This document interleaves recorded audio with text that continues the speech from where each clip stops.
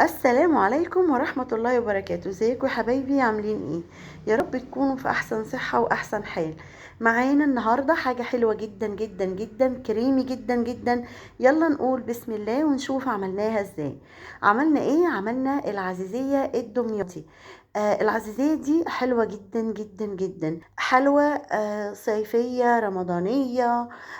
حلوة كده، تفتح النفس. حلوة كريمي جدا جدا. معايا قد ايه؟ معايا كمية طبعا من المية حلوة، وعليها حوالي ربع لتر من اللبن. ليه؟ انا هستخدم في الوصفة دي حوالي لتر ونص من الحليب. لتر ونص من الحليب يكفي لحوالي 300 او 400 جرام من المكرونة. مكرونة، هنعمل حلويات بالمكرونة، احلى حلويات هنعملها من المكرونة. المكرونة بقى اي نوع من المكرونة، بس دايما بيبقى المكرونة الاسباجيتي او المكرونة القلم. دي اللي بيبقى فيها نسبة نشا عالية عن باقي المكرونات. انا بكسر المكرونة الاسباجيتي قطع صغيرة، وحطيتها في كمية المية المناسبة ليها، ومعاها كمان حوالي ربع لتر من اللبن. كده خلاص، او من الحليب. كده خلاص المكرونة معايا استوت لما عجنت. عارفين لما حد بيسلق مكرونة وتعجن منه؟ احنا مش عايزين غير كده. في معظم الناس بيعملوا المكرونة دي بيسلقوها في المية فقط، وبعد كده يضيفوا الحليب. انا بحط حليب في مية السلق علشان يبقى غنية كده بطعم الحليب فيها. هاخد كمان ربع كوباية من الحليب او نص كوباية من الحليب، واحط فيها 3 معالق من النشا. بس انا ركنت الحليب على جنب وفضيت بقية الحليب على المكرونة. طبعا ده مش كله، ده كده انا كملت لتر من الحليب. لما اجي اضرب في الخلاط احط كمان النص اللي فاضل، بس علشان احرك بالخلاط. هضرب المكرونة كلها في الخلاط، تبقى كلها كريمي كده خالص، ما فيهاش اي تكتلات مكرونة او اي قطع مكرونة. هنضربها مع بعض ونشوف في الاخر هيطلع شكلها، وطبعا طعمها حاجة تانية خالص. زي ما انتوا شايفين انا بحط الكمية المناسبة على قد الخلاط، وهضربها وارجع تاني. بحط كمان على الكمية دي، طبعا لانها حاجة حلوة فاحنا هنحتاج لها سكر. الكمية اللي انا حطيتها دي حطيت كوباية ونص من السكر. زي ما انتوا كنتوا شايفين انا حطيت في الاول معلقة كبيرة، معلقة غرف، وبعدين الكوباية اللي قدامكم اتقسمت على الخلاط كجزئين اتضربوا في الخلاط. وكمان حطيت تاني وانا بقلب لما لقيت ان الخليط دلع شوية. طبعا السكر حسب ما انت تحبي. انا حطيت ال3 معالق من النشا في نص المج دوت من الحليب، وهدوبهم كويس واضيفهم على الخليط. هنديله تقليبة حلوة بقى، وهندي المكون اللي بيديها طعم حلو جدا جدا جدا، وبيخليها فيها كده زي مزازة. بيبقى طعمها حلو قوي قوي قوي بالمكون اللي هحطه. اول حاجة طبعا انا بقلبها كويس، ايدك تفضل فيها على طول على نار متوسطة علشان ما تلزقش، لانها زيها زي البشاميل لما يتقل هيلزق. كده انا هحط كمان زي ما انتم شايفين كده، انا حطيت سكر تاني لما لقيتها دلع شويه. وهحط كمان الكميه المناسبه من الفانيليا، حوالي كيس ونص او نص معلقه صغيره من الفانيليا.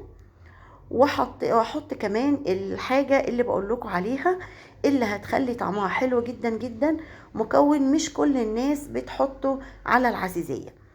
المكون ده حلو جدا ومفيد برضو.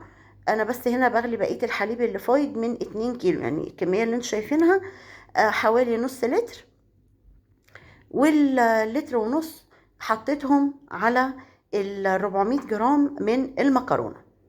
زي ما انتوا شايفين انا بحط الفانيليا، وهحط معاها بقى حاجة حلوة قوي. هحط ايه؟ هحط كريم كراميل. كريم كراميل على العزيزية بيديها طعم، بيديها لون، بيديها مزازة، بيخلي طعمها في حتة تانية حلوة جدا. هحط ايه؟ هحط البودر بتاع الكراميل، وفي التقديم هتحطي سائل الكراميل على الوش. انا هفضي البودر عليها وهقلبه وادوبه فيها كويس جدا جدا جدا.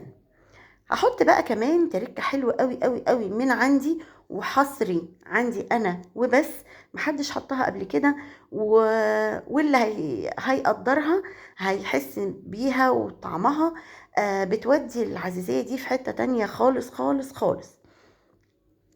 انا كده حطيت بقية الحليب، يعني اللي كان الكمية اللي بقول لكم عليها، وهحط المكون اللي بقول لكم عليه. حلو قوي قوي قوي قوي. هحط روح الموز، نقطة واحدة او نقطتين بالكتير من روح الموز.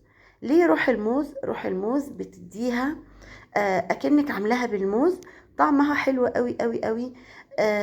غيرت شوية من طعم العزيزية، بس خلتها جميلة، وما يعني ما اديتهاش حاجة حد يرفضها، بالعكس طعم حلو قوي والقوام الكريمي بتاعها. هتقلبيها كويس قوي قوي قوي لحد ما تظهر فقاعات الغليان.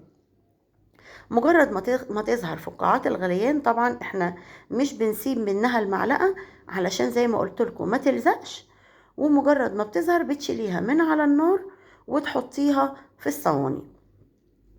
في بقى اللي يحب وانتي بتحطيها في الصينية ممكن تضيفي على وشها سمنة بلدي، ممكن تضيفي على وشها قشطة، اللي متوفر عندك ويعجبك حطيه. بس انا نسيت كمان ان هقول لكم ان انا هحط جوز الهند في الخليط. طبعا لو حابه فيها مكسرات براحتك، بتحطي المكسرات اللي انت عاوزاها، لان هي كده خلاص قربت على مرحله الغليان. انا عندي بيحبوا المكسرات، بس حطيت جوه الخليط جوز الهند، واللي حابب يحط بقى زبيب في التقديم هيحط، واللي حابب يحط اي نوع من المكسرات التانية هيحط على الوش، يعني مش في الخليط من الداخل. فبرضو لو حابة تحطيه في الخليط من الداخل، ده يرجع لك ويرجع لذوق اللي بياكل.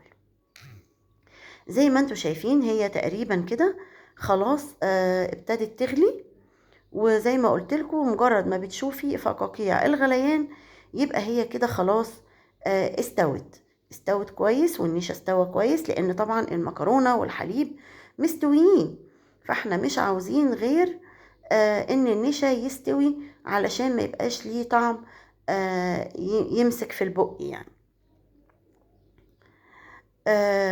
ما تصلوا على النبي. يا ريت اللي موجود معايا لحد دلوقتي يصلي ويسلم على سيدنا محمد وعلى آله وصحبه وسلم. ولو عجبك الفيديو يا ريت تشرفيني باللايك والشير والاشتراك وتفعيل الجرس عشان يوصلك كل جديد.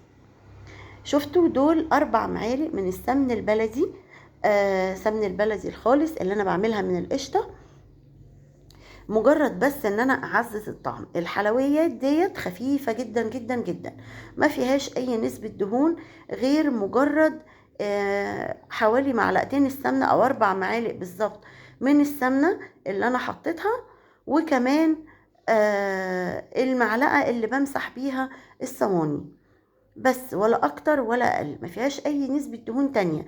بقى زي ما قلت لك، حابه تحطي عليها القشطه من على الوش براحتك، حابه تحطي عليها معلقه السمنه على الوش برضو براحتك. هي كده خلاص القوام اتماسك قوي وبقى كويس جدا جدا جدا، والفقاقيع اهي ظهرت خلاص. كده انا هشيلها من على النار وابتدي افضيها في الصينيه.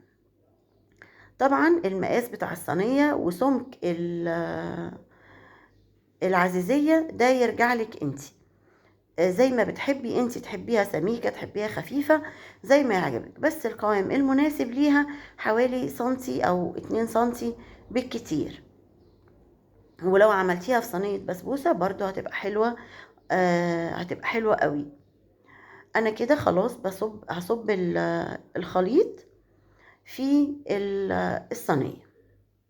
طبعا انا اتعمل معايا الخليط ده على صينيتين، الصينية الوسط والصينية الصغيرة اللي بيبقوا في الطقم كده، حوالي صينية 30 وصينية 24. وحطيتها في الفرن وخدت اللون الجميل قوي قوي ده. عايزه اقول لكم ان القطعه دي اللي لحقتها من الصينيه التانية، لان ولادي ما شاء الله ما استنوش عليها. يعني انا خبيت الصينيه دي علشان اعرف اصورها، لان هي بتبقى مفضل ليها انها تتقطع وهي بارده. وحطيت عليها سائل الكريم كراميل وزينتها باللوز. وبالهنا والشفا على اللي اكلها، ويا ريت تجربوها وتقولوا لي ايه رايكم. شايفين شكلها حلو قوي قوي قوي؟ طبعا طعمها كريمي جدا جدا، بيدوب في البق، طعمها حلو جدا. والوش بقى اللي بيبقى متحمر ده تحت الشوايه بيبقى فوق الرائع. وعايزه اقولك انت مجرد ما بتحطيها في الفرن بتسيبيها تحت الشوايه الدقايق اللي تديها اللون ده، ولا اكتر ولا اقل. لو حطيتيها في الفرن نفسه، يعني لو ولعتي النار اللي تحت هتنفخ ويبقى شكلها مش لطيف. يا ريت لو موجودة معايا تشرفيني وتنوريني وتجربيها وتقوليلي ايه رأيك في الكومنتات. اشوفكم على خير في فيديو جديد في يوم جديد. يا رب دايما تكونوا سعداء ومبسوطين، والسلام عليكم ورحمة الله وبركاته.